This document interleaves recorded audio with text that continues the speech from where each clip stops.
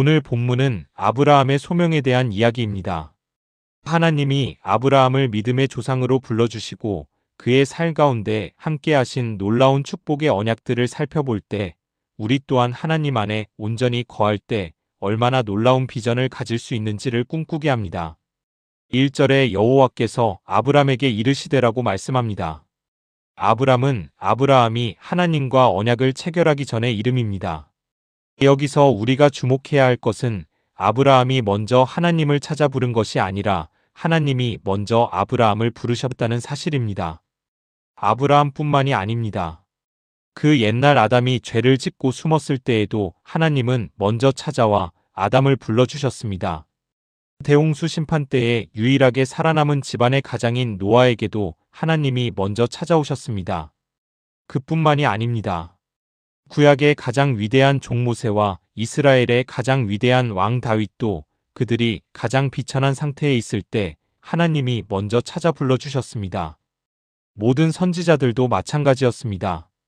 선지자들 스스로 무슨 특별한 것을 깨달아서가 아니라 다만 하나님이 그들을 부르시고 그들에게 먼저 말씀해 주셨기 때문에 하나님의 뜻을 선포할 수 있었습니다. 신약의 사도들도 마찬가지로 먼저 예수님이 불러주셨습니다. 사도 바울도 그러했습니다. 그리고 더욱 중요한 사실, 바로 우리 자신의 경우도 내가 먼저 하나님을 알고 부른 것이 아니라 하나님이 먼저 우리를 불러주셨다는 것입니다. 사람이 하나님을 먼저 찾는 것이 아니라 오직 하나님이 먼저 불러주시는 것, 이것은 너무나도 중요한 사실입니다. 우리는 죄인이기 때문에 우리가 먼저 하나님을 부를래야 부를 수가 없습니다. 그런데 하나님이 우리를 먼저 부르시고 각자 구원과 소명을 주신 것입니다. 이 얼마나 큰 은혜입니까? 성도가 된 사람 중에 하나님이 부르시지 않은 자는 한 명도 없고 하나님이 부르신 성도 중에 구원과 소명을 받지 못한 이는 한 사람도 없는 것입니다. 또한 우리가 먼저 하나님을 부를 수도 없었고 부르지도 않았기에 이제 하나님 안에 들어온 우리는 언제나 나의 생각이 아니라 하나님의 뜻에 맞는 생활을 해야 합니다. 나의 뜻이 아니라 하나님의 뜻대로 사는 것, 이것이 바로 부르심을 받은 자의 삶의 자세라 할 수 있습니다. 이어지는 2절에 하나님께서는 아브람에게 너로 큰 민족을 이루고 복의 근원이 되게 하시겠다고 하셨습니다. 이것이 하나님께서 그를 부르신 목적입니다. 하나님께서 아브라함을 이와 같이 부르셨듯이 우리 성도들을 부르신 것도 복을 주기 위함입니다. 특별히 하나님은 성도들을 불러 영생의 복을 주시기 원하십니다. 천국의 기업을 주시기를 원하십니다. 하나님 나라의 영원한 은혜를 주시기를 원하십니다. 하나님은 성도가 부르심에 순종할 때 이 모든 것을 주십니다. 그러므로 하나님께 부르심을 받은 우리는 하나님의 부르심에 절대 순종해야 합니다.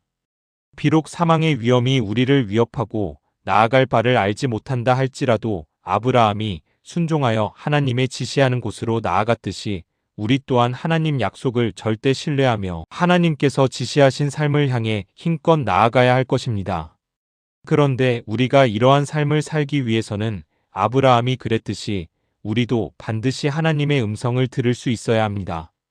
그 음성은 직접 들려주실 수도 있고 목회자들을 통해 들려주실 수도 있고 교회 생활을 통해 깨달을 수도 있습니다. 그러나 이러한 자신의 소명을 모르는 자는 아무리 믿음이 좋다 할지라도 쉽게 지치고 상처받을 수밖에 없습니다. 어디로 가야 할지, 무엇을 해야 할지 모르는 인생이 어찌 힘있는 삶을 살아갈 수 있겠습니까? 그러므로 자신의 소명을 알고 사는 자만이 기쁨으로 믿음의 삶을 살아갈 수 있고 고난 가운데에서도 그 소망으로 인해 지치지 않고 살아갈 수 있게 됨을 아브라함의 삶을 통하여 가슴에 깊이 새기는 저와 여러분들이 되어야 할 것입니다. 이어지는 3절에서 하나님께서는 아브라함을 축복하는 자에게는 복을, 저주하는 자에게는 저주를 내리시겠다고 약속하셨습니다. 땅의 모든 족속이 너로 말미암아 복을 얻을 것이니라고 하셨습니다. 이는 한마디로 아브라함의 후손 가운데서 온 세상을 구원할 우리 주 예수 그리스도를 나게 하실 것을 가리키는 말씀입니다. 아브라함은 예수님의 조상까지 됨으로 말미암아 그야말로 모든 만민의 복의 근원이 되는 근본적 복까지 얻게 되었습니다. 그런데 우리가 이러한 사실에서 주목할 사실은 이 같은 엄청난 복을 받게 된 아브라함의 본래 모습입니다. 아브라함은 하나님께 부름받을 당시 한 가정의 평범한 가장에 불과한 존재였습니다. 직업도 양치는 목자에 불과했습니다.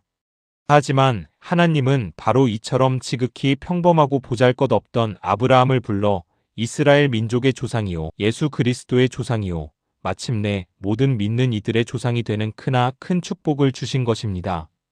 이와 같이 하나님은 작은 사람을 들어 크게 사용하십니다. 그리하여 하나님의 구속 역사에서는 지극히 작은 사람들이 하나님의 큰일을 이루고 밤하늘의 별과 같이 빛나는 것을 자주 볼 수 있습니다. 이스라엘 사람들이 가장 존경하고 자랑하는 다윗 왕의 본래 신분이 무엇이었습니까? 지극히 보잘것없던 양치기가 아니었습니까? 또한 인류 구속을 성취하신 예수 그리스도의 세상적 신분이 무엇이었습니까?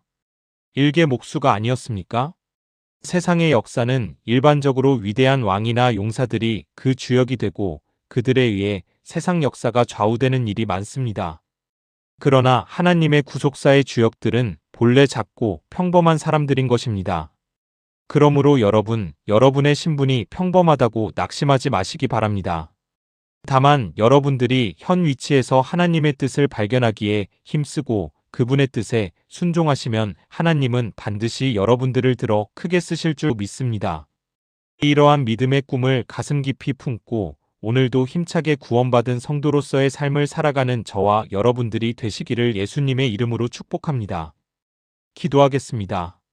사랑과 은혜가 풍성하신 하나님 아버지, 오늘 창세기 12장의 말씀을 통해 아브람을 부르시고 인도하신 하나님의 은혜를 묵상하게 하시니 감사드립니다. 갈 바를 알지 못하였지만 하나님의 말씀을 믿고 순종하여 나아갔던 아브람처럼 우리도 하나님의 부르심 앞에 믿음으로 응답하는 삶을 살게 하옵소서. 눈앞의 현실보다 하나님의 약속을 더욱 신뢰하게 하시고 두려움과 염려보다 말씀에 순종하는 용기를 허락하여 주옵소서. 우리의 가정과 교회와 삶의 모든 자리 가운데 복의 근원이 되게 하시고 하나님께서 주시는 은혜와 사랑을 이웃에게 흘려보내는 믿음의 사람들 되게 하옵소서.